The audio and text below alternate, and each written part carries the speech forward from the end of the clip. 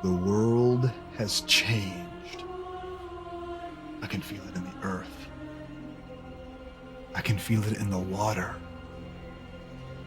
I can smell it in the air. Much that once was is lost, for few now remember the ancient ways of strength training. It began with the forging of the great bells, which were given to the great disciplines who could wield them. Cables to the bodybuilders, immortal and fairest of the disciplines, who seek symmetry and aesthetics over function. Dumbbells to the CrossFitters, hybrid athletes who crave novelty and variety. To the strength athletes who, above all else, crave power. But they were all of them deceived, for another tool was made. In the fires of old, the blacksmiths shaped them simple, unyielding, eternal, a handle fused to an iron sphere, a tool of power, of endurance, of functionality beyond measure. In the dark heart of the forge, in the fire of toil and sweat, the kettlebell was shaped, a tool unlike any other. One bell to rule them all, one bell to refine them, one bell to test them all, and in the struggle grind them. This week's episode, The Lord of the Swings. Thank you, listener, for indulging my monologue. I want to talk to you about kettlebells, how and why they're the best thing for fitness and training, why I think they're so great, and why you should too, and maybe even how you can use them. Welcome to the RF Fitness Podcast, brought to you by rffitness.net, your source for online coaching built for and by busy grown-ups just like you who are on the quest for health and strength in everyday life. I am your host, Rob Finlayson, certified older brother fitness coach, and once again, the ranter with no banter. Chapter 1, concerning kettlebells. You all know how much I like to define a term, so let's start with the obvious. A cannonball with a handle. That's basically what a kettlebell is.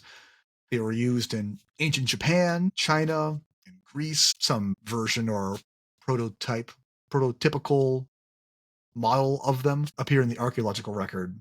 Really anywhere there's a history of strength training, whether it's for athletes or soldiers or gymnasts or personal development.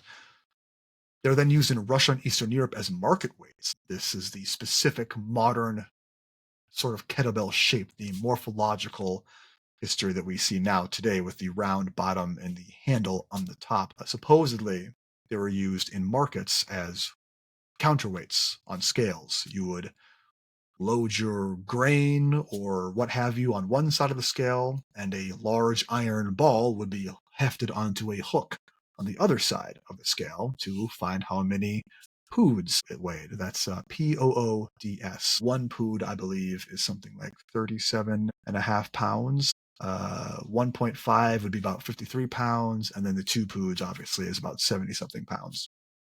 And then, of course, as peasants do, they would get bored and show off how strong they are by seeing who can lift the heavy market weight above their head, swing it between their legs, throw it as far as they can down Main Street, that sort of thing. Eventually, this practice was adopted by military and police training programs before emigrating to the USA in the early 2000s, credited mostly to one guy, Pavel Zatzulin. Came from Russia. There he was a elite trainer of Russian police and Spetsnaz and Spec Ops guys. I brought them here in like 2000, 2001 when they began to grow in popularity, kind of underground. They really hit a peak during lockdown of the pandemic in 2020, but are still considered sort of unconventional training at this point. And that's probably because they're not really great for bodybuilding, and there's very little money in kettlebells for gym equipment providers. However, they still are used today, mostly by weirdos and Luddites and tactical and combat athletes around the world. So, people like me.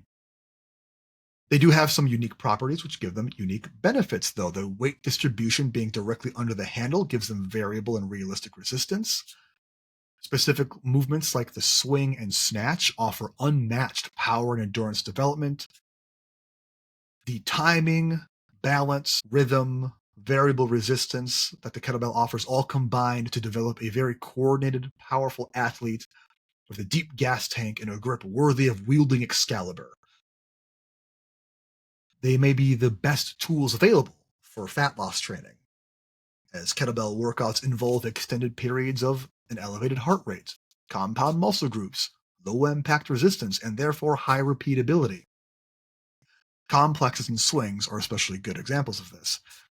These use large, multiple muscle groups for high reps. Your heart rate goes way up, and your whole body has to work hard all at the same time, which introduces a fairly prodigious dose of the exercise stress response that your body will then have to adapt to, first by burning fuel like calories and fat, and then by getting stronger by building and maintaining muscle.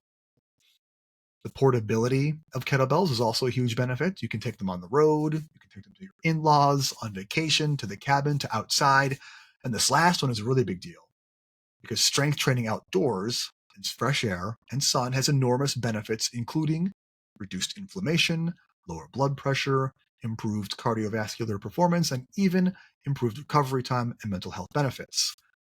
Now, it should be easy to imagine why bringing a kettlebell outside is easier than, say, bringing a barbell or 6 dumbbells or a cross training machine or a rowing machine, right? The main drawback to kettlebells, and there are drawbacks, the main one is the skill floor. The skill floor refers to how good you have to be at something to be considered proficient at it. Like the skill floor for an exercise machine, like a back extension machine or a leg press, is pretty low. You walk up to the machine, look at it. Generally, there's going to be instructions on the machine. The machine does exactly one thing in exactly one range of motion. You can easily selectorize the weights. Basically, it's foolproof. Very low skill floor. Dumbbells are higher than that. Barbells a little bit higher than that. The skill floor for kettlebells, I think, as free weights go, has to be the highest. Part of this is the way that the kettlebell seems to come alive in many movements at different times, and it can feel very alien to someone who's coming from a background with machines or running or even other free weights like dumbbells and kettlebells, dumbbells and barbells. But I encourage you nonetheless to be brave and seek out these challenges in order to reap these rewards. The benefits that you get to your grip, your timing, endurance, and movement quality often actually start up as the very obstacles that keep you from feeling very comfortable with a kettlebell. But with even a little bit of regular practice at a light and reasonable weight, at a light and reasonable pace, you can become proficient enough to turn those same obstacles into benefits. How do we do that? With Chapter 2, A Nudge Out the Door. Getting started with kettlebells is the hardest part. Where do you find them? What should you do? How do you know you're being safe? Well, this is where the adventure begins. Now, most gyms will have at least a small selection of kettlebells, and there's a couple different species, we'll say, that we'll find, and that's usually plastic or rubber versus iron and coated iron. Let's pick these apart a little bit. Plastic kettlebells suck and should be avoided. They are often brittle, sand, or loose concrete, and are often too light to really even be effective at whatever you're trying to do. These are the ones you'll see on sale at like Walgreens. A kettlebell that is too light to be effective is, I would say, anything under 15 pounds. That's not to say that a lightweight of 15 pounds. Doesn't have its place in training, even with a kettlebell.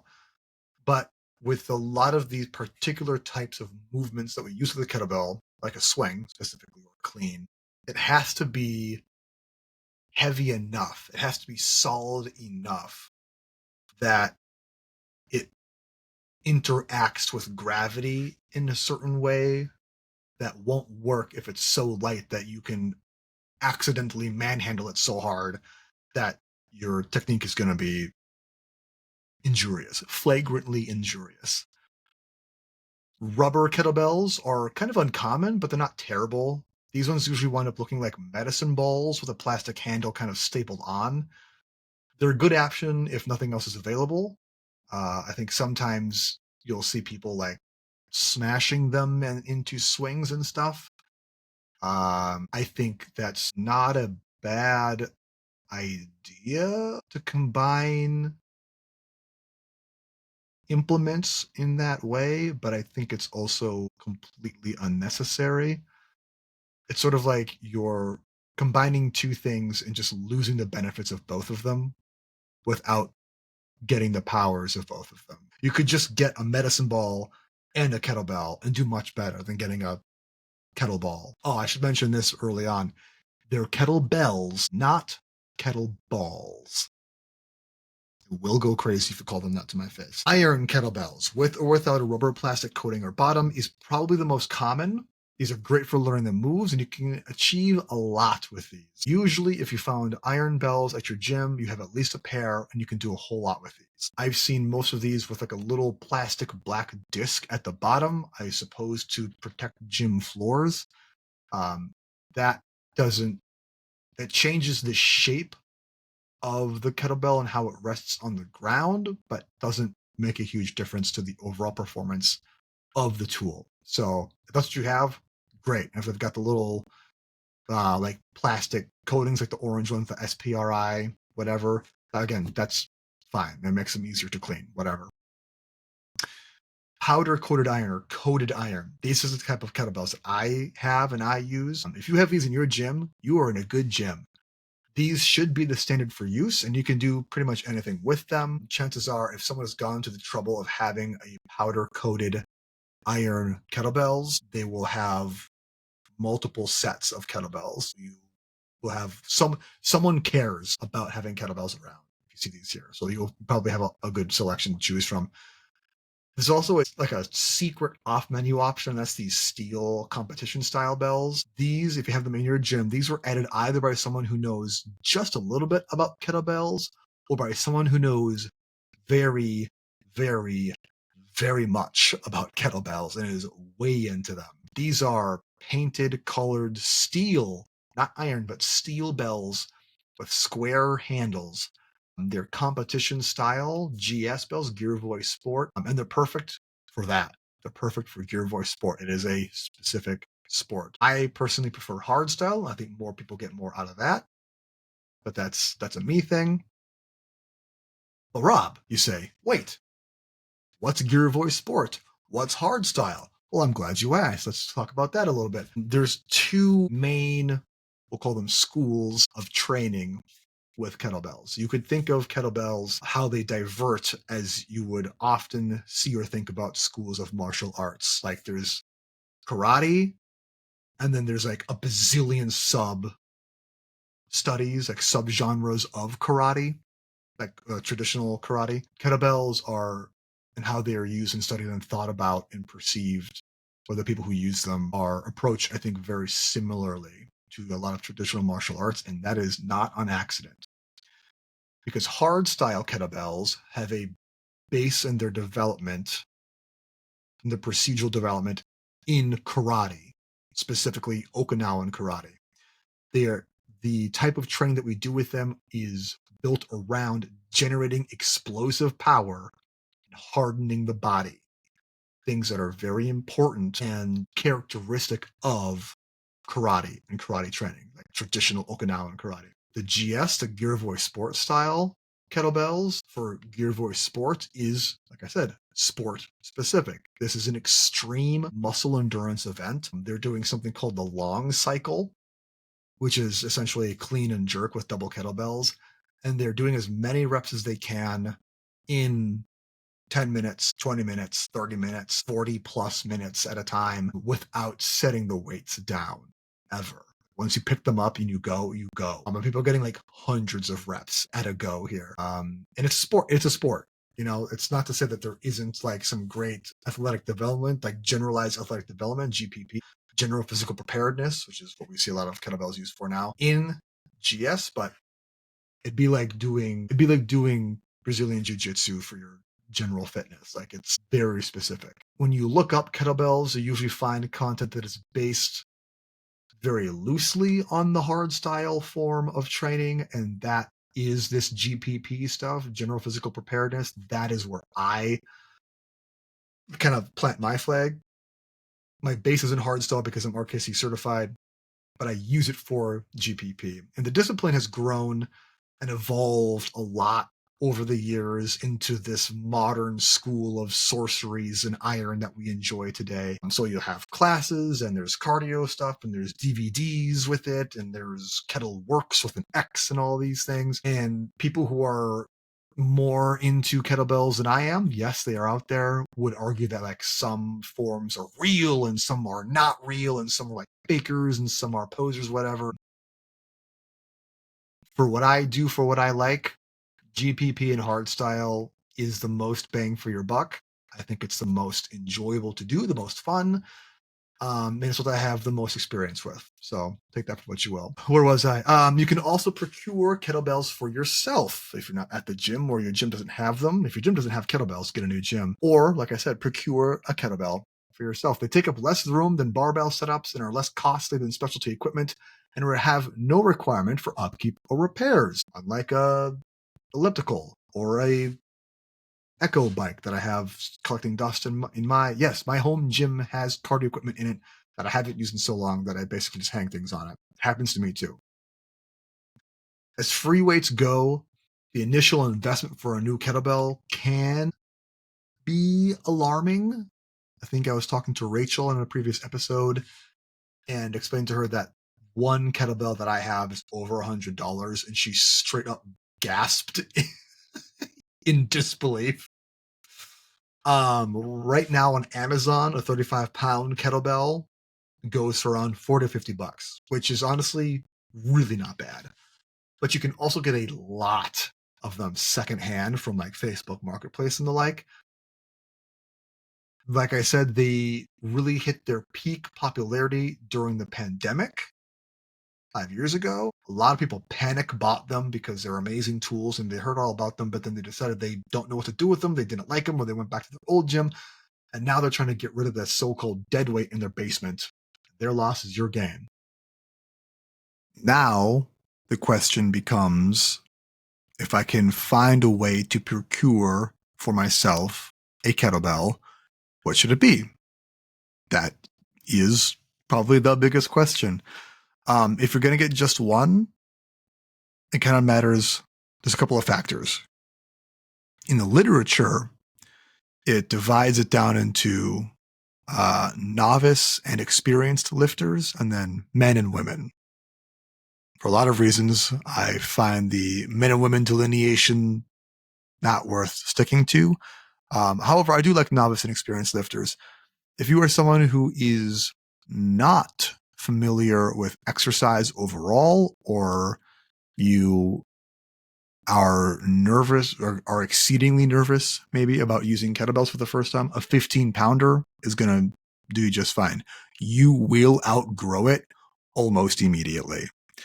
A 25-pounder for less strong people or people who have worked out a bit and are looking to introduce kettlebells, 25 pounds is a really good starter. 35 pounds, I would say, is like the ideal standard beginner's weight. Like I had mentioned earlier, I think that the 53-pounder, the 24 kilogram, aka a 50-pounder or a 55-pounder, is the quote-unquote standard weight for men.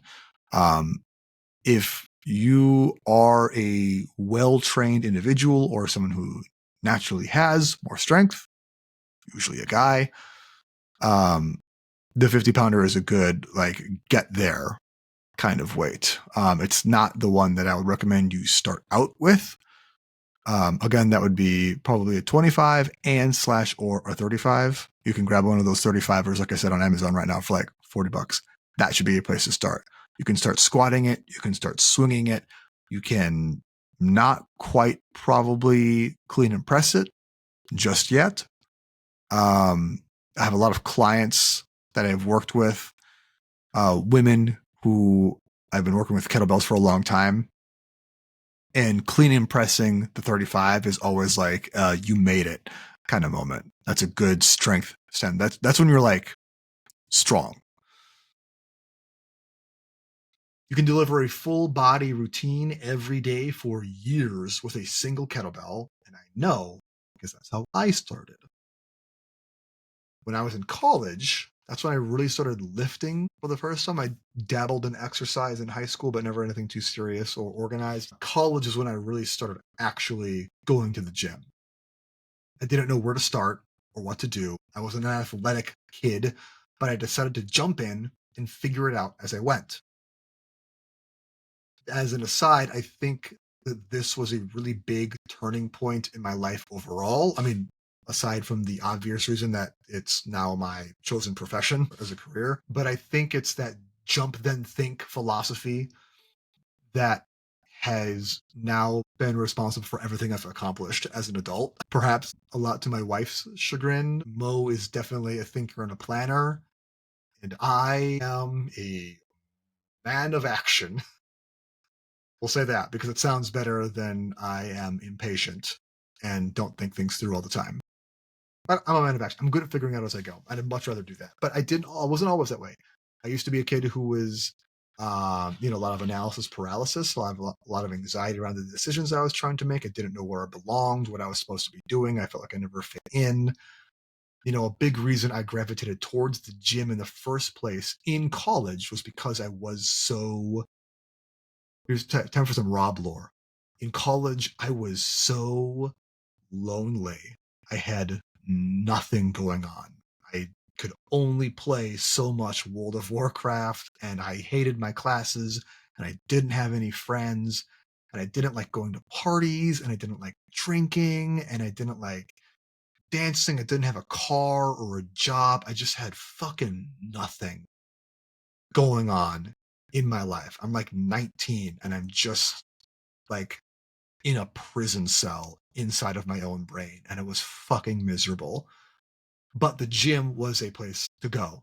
It was a thing to do, and I wanted to attract girls and overall feel better about myself. I went to magazines and the internet, like a lot of us do still these days, for inspiration. I specifically read men's health magazines, as many of us did at the time, especially dudes, and one issue in particular literally changed my life.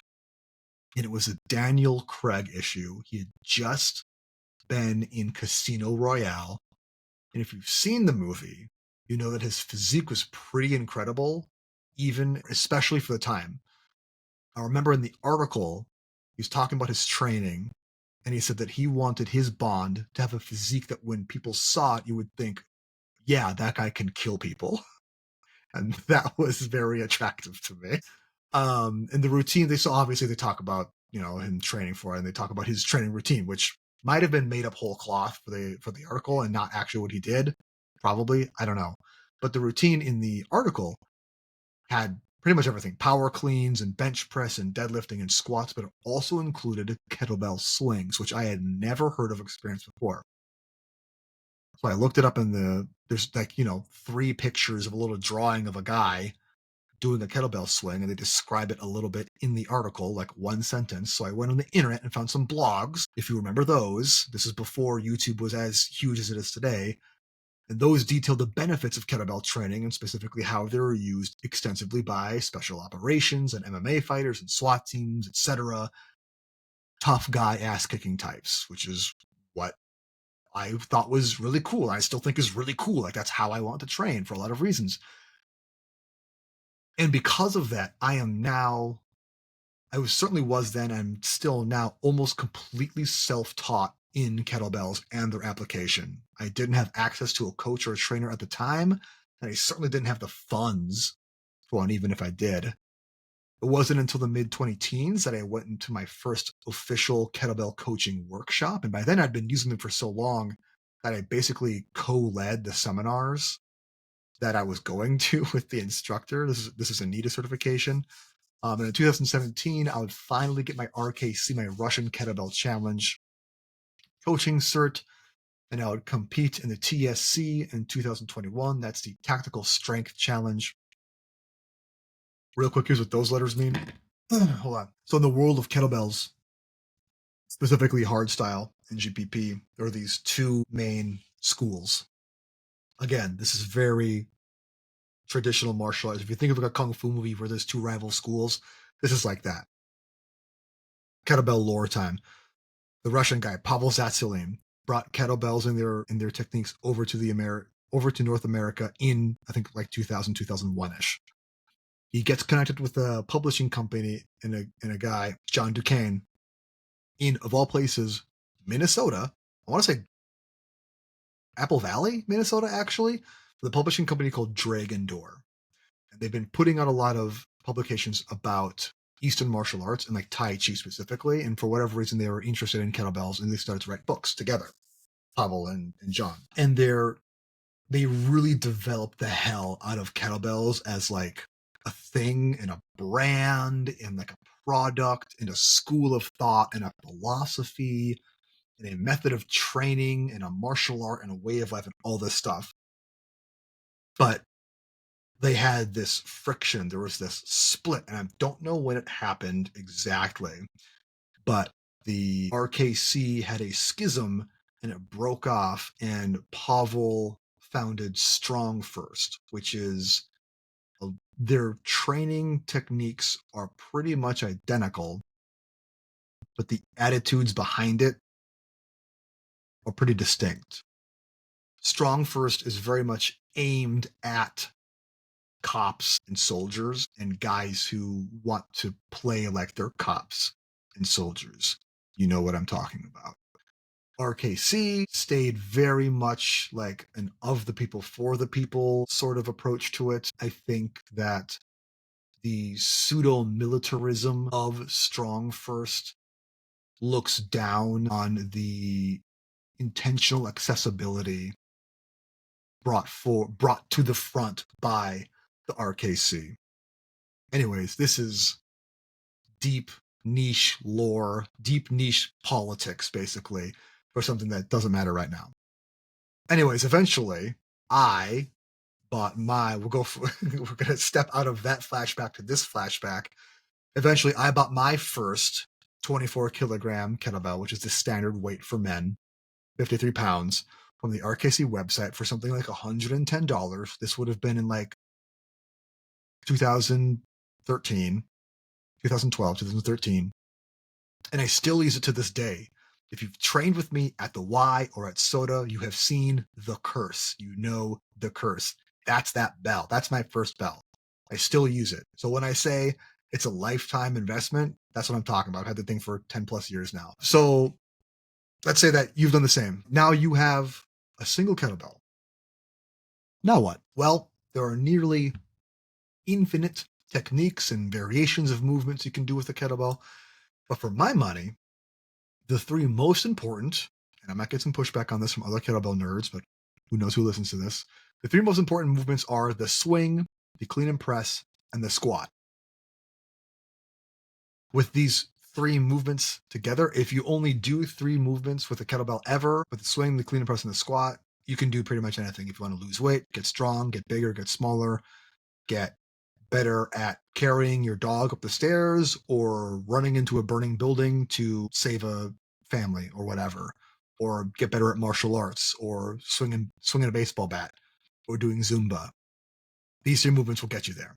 It's a full body everything. And obviously I can't teach you these moves over a podcast. Maybe worse even than the written word is a podcast format for teaching exercises. But I am available for coaching, both online and in person now. So reach out or keep an eye on my socials. because I do plan to put out some short and longer in-depth tutorials on these moves in the next probably month or two here. If you don't have access to coaching like I didn't back in the day, you should still attempt to self-teach like I did. There's hours now of YouTube videos out there showing you how to execute these techniques safely. And once you master just a handful, the whole world of kettlebells opens up to you. If you buy your kettlebell and it's sitting at your feet in your living room, right now you're in the tutorial mode. And once you can do a swing, a clean and press, and a squat pretty well with that one, like then it's like in Breath of the Wild when you get the hang glider and all of a sudden like oh, the entire world is open now. There's infinite things you can do. And why these moves? Why are they so important? Well, the swing is the bread and butter of the kettlebell. It's the unique selling point of it. It's the thing its shape makes it suited for more than a dumbbell. Certainly, if I could only do or teach one exercise for the rest of my life, it would be the kettlebell swing, just because I think it is the answer to so many questions. It is the solution to so many problems when you know how to do it right. The clean and press is basically that, but for your upper body specifically. The clean is a pull. The press obviously is a press. You push it overhead. For the longest time, though, for the past probably 2 years, maybe even longer, the majority of my strength training for my upper body has basically just been clean and press with a whole bunch of push-ups thrown in there and the occasional pull-up. And very recently, I got back into bench pressing with a barbell, and I was afraid that I would have to start basically like I could do like a shadow of my former self when I would bench press. But I got under that bar, dude, and I am repping 200 pounds in my first session back with it. That's unheard of for me. Like I had consigned myself to the idea that my body can't lift 200 pounds regularly. Like I had done it before in my life, but I thought it was like a fluke kind of thing. But no, that's just like my working weight now. And that's thanks mostly to doing heavy clean and press. It works, you guys. And the squat, if we're talking about a single kettlebell exercise, we're looking at most likely a goblet squat. This is going to work the muscles in the lower body and your core and your biceps and your shoulders and your grip that aren't getting torched by the swing or your clean and press. But what I think is really interesting and helpful about the squat, specifically the goblet squat, is actually the benefits it has for your hip and knee and ankle mobility, your ability to move, to squat low. Something about the way you hold the kettlebell in a goblet squat really pulls you down into that really deep, like ass to grass squat. And not right away, obviously. It's not a magic spell. It takes time, like a real spell, like actual black magic. You have to practice. You have to open yourself to certain powers and be willing to be humbled by the iron for a while before you can unlock these special abilities, which is to squat very deep. I have done I don't know how many countless goblet squats, and I think a lot of my hip mobility and the strength of my joints and my knees and the resilience in my ankles that I have really, really enjoyed now that I am doing more jujitsu again in my advancing age. It's funny to say at 37 years old, my advancing age for a combat sport athlete. Goblet squats help my knees stay where they are supposed to be. Goblet squats help my ankles stay where they're supposed to be when I'm moving around. That's about it. Yep, talking about swings. Okay, so that's why they're so great. Good transition, Rob. Chapter 3, Myths and Misconceptions. Now, because kettlebells are a relative unknown, they're often misunderstood. And because of that, there's a lot of fear around them. And I would like to dispel those fears and some of those misconceptions right now. Starting with the big one. Kettlebells are bad for your back. Kettlebells will wreck your back or your knees or your neck or your body or whatever. No. being weak will wreck your body. If you think it's dangerous to lift weights, try being weak for your whole life. Not only is that actually dangerous, sucks shit. Don't choose weakness. Being uncautious during exercise and not respecting the weight is, as I like to say, flagrantly injurious. I have done so many swings in my life. Like I said, self taught. I don't think I've ever slipped a disc or whatever from it. I don't think in the in my working memory, I do not recall an instance in which I have swung a kettlebell and injured my back from it. I've injured my back getting out of the car, you know, sitting wrong, sleeping wrong. I hurt my back waking up, but not while swinging a kettlebell. It's because I've done so many kettlebell swings. And I think part of what this misconception particularly comes from is soreness in the lower back. People are so afraid. People are terrified injuring their lower back, and I get it. It sucks. So much of your ability to sit is diminished with lumbar pain. When your erector spinae, the muscles on either side of your spine, go down all the way from the middle of your back to your tailbone. There's only two muscles that hold your spine up in your lumbar area. That's your erector spinae. They're not very big, but they can be very strong. Most people, they're pretty darn weak.